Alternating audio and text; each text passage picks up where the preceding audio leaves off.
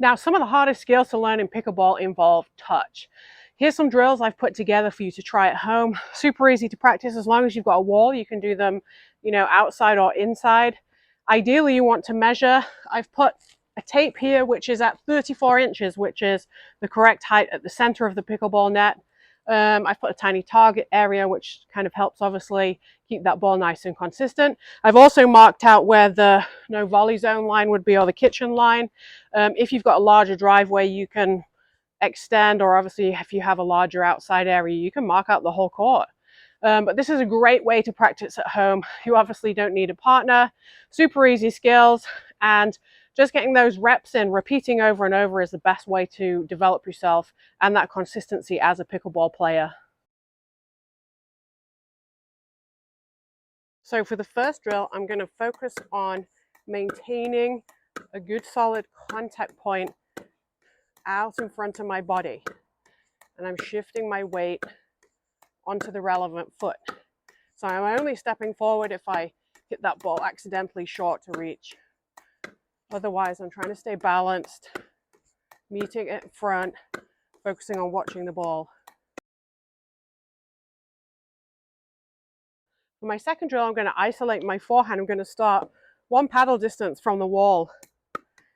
And I'm going to just focus on controlling that ball, trying to keep it up above net height. And then I'm going to gradually move back, add a tiny bit more pace to the ball, still maintaining that contact point in front. As I start to get further back, I'm going to have to push through the ball a tiny bit more, and then I'm going to gradually control and come forward. I want these steps to stay tiny so that you're moving a small amount forward and backwards each time. I'm just going to keep repeating over and over, working on keeping that ball controlled, starting to push through as I get further and further back.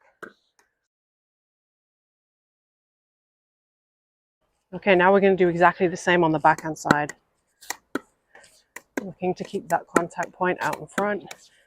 As you get that ball under control, you can start to move backwards. As I say, keep the steps nice and small, and then moving back in.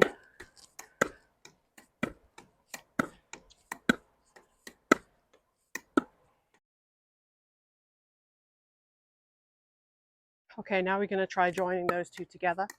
Doesn't have to be alternate. You can just go with whichever direction the ball travels.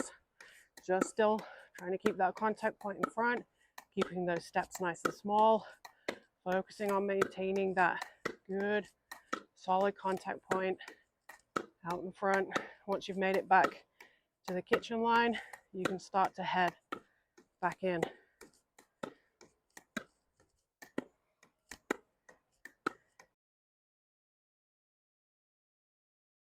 Okay, for the last drill of this set, we're going to start on the kitchen line, dinking that ball, keeping it nice and steady. As you start to get under control, you're going to start to move back away from the kitchen line, add a little bit more power to the ball, start to extend through. Can be forehand or backhand. Starting to step into the ball now that we are moving further back. Still trying to keep it in that target area, nice and steady. Now you want to try and go as far back as you can. If you have a larger driveway, you can probably measure out the full court. For me, I've only got about 2/3 of a pickleball court. Once you've got that ball under control, you're going to start to move forward again, back to the dink, and then repeat. We've helped thousands of players around the world add power and consistency to their game using the TopspinPro.